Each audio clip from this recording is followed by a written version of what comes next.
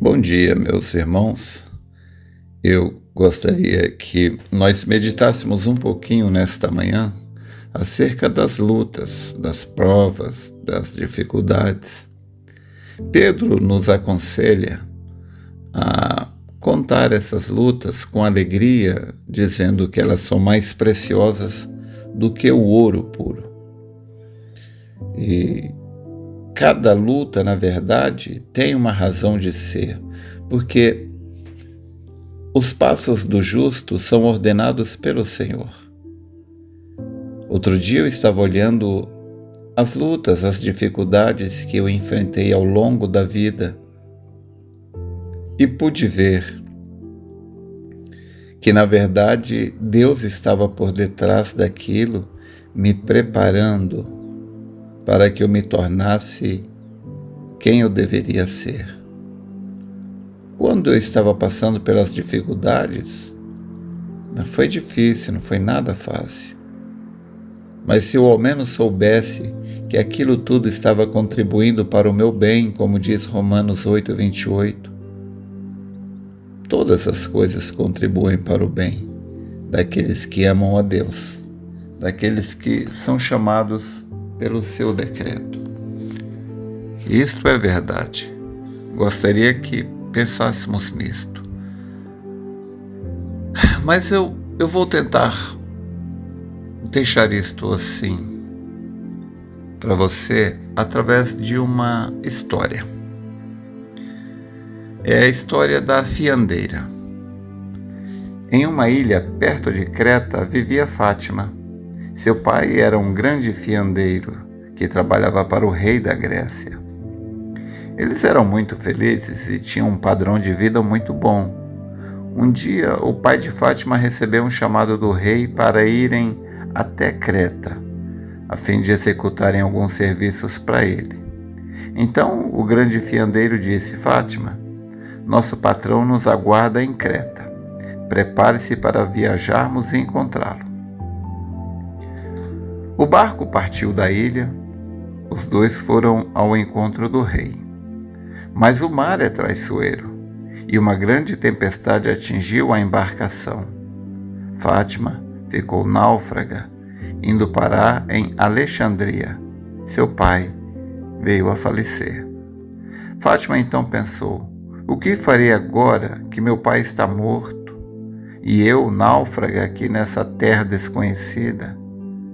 Mas a sorte sorriu para Fátima, e ela foi encontrada por um casal de tecelões que a adotaram como filha. Então, podemos dizer que Fátima mais uma vez encontrou a felicidade, agora aprendendo o ofício de tecelã com seus novos pais. Fátima recebeu mais uma virada em sua vida. Ela passeava alegremente quando os bárbaros invadiram a sua aldeia e a sequestraram, levando-a para o mercado de escravos em Istambul. O mercado de escravos era um lugar sujo, mas com muitas tendas e pessoas. Um grande e próspero serralheiro, que construía mastros para navios, viu Fátima.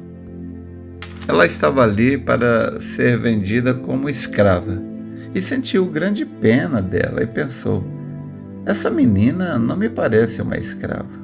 Vou comprá-la e fazê-la de criada para minha esposa. E assim fez. Mas, chegando à ilha de Java, onde morava o serralheiro, descobriu que ele estava falido, pois um grande carregamento de seus mastros havia sido roubado.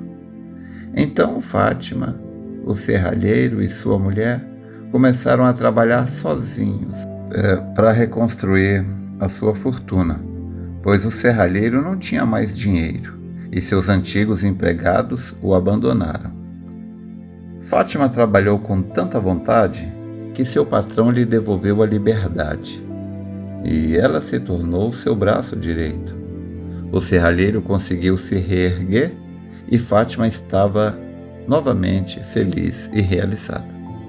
Um dia o patrão pediu a Fátima: Leve um carregamento de nossos mastros até a Índia e negocie-os pelos melhores preços, pois confio em você. Ela carregou o navio e partiu para o seu destino. Mas o traiçoeiro mar mais uma vez usou seus poderes e numa enorme tempestade o navio naufragou, indo Fátima para a China. Foi parar na China. Mais uma vez, sem nada, Fátima pensou: por que toda vez que estou feliz vem algo e destrói minha felicidade? Mas sem desistir, continuou andando até chegar a uma aldeia chinesa. Acontece que na China havia uma profecia que chegaria uma mulher estrangeira que construiria uma grande tenda para o imperador. Chegando à aldeia, a aldeã disse a Fátima que marcasse uma audiência com o imperador, e assim ela fez. Chegando um dia, o imperador perguntou-lhe: você pode me construir uma tenda? Fátima disse que podia e começou a tarefa. Mas para construir a tenda, ela precisava de uma corda hiperresistente e não havia esse tipo de corda na China. Relembrando o tempo que vivia com seu pai, o grande fiandeiro, recolheu o material necessário e ela mesma fiou a corda. Para construir a tenda, ela precisava de um tecido muito resistente, mas naquela época não existia tal tecido na China. Relembrando o tempo que viveu com o casal de artesãos, recolheu o material necessário e ela mesma teceu o tecido de grande resistência. A tenda precisaria de mastros para ser levantada, mas nesse tempo não existiam mastros resistentes na China. Ela relembrou que sabia fazer tais mastros, pois havia trabalhado com um grande serralheiro, e assim ela mesma os construiu. Mas qual o formato da tenda? Ela relembrou o formato das grandes tendas do mercado de escravos e ergueu uma grande e imponente tenda para o imperador. O imperador, muito agradecido por ela ter cumprido a profecia, perguntou-lhe o que ela queria. Ela respondeu que apenas queria viver na China. Ela encontrou um grande príncipe e casou-se com ele, vindo então a encontrar a sua verdadeira e duradoura felicidade. Fátima entendeu que todos os sofrimentos de sua vida lhe serviram para ela aprender e, enfim, levantar a grande tenda que era a sua verdadeira felicidade. Assim, Deus tem ordenado que as coisas contribuam para o nosso bem. Devemos pensar nisto.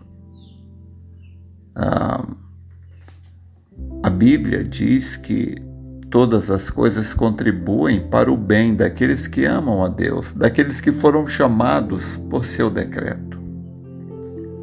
A sua vida não é um acaso. Você não nasceu por um acaso. Você foi uma pessoa predestinada. Você foi uma pessoa idealizada por Deus. Deus pensou em você, te predestinou e existe um trono esperando por você, não no Império da China ou nem mesmo na Grécia, mas existe um trono esperando por você no grande Império Divino. Você se assentará no seu trono, assim como Jesus se assentou, venceu e se assentou no trono do seu Pai. Mas para você chegar lá, você tem que passar por coisas que vão te preparar. Deus poderia ter feito a gente já perfeito, bonzinho, santinho no céu, mas se nós não tivéssemos passado por essa dimensão de pecado, sujeira e vergonha e perdição, nós não teríamos a gratidão da salvação, a alegria do perdão e todas as coisas que teremos lá.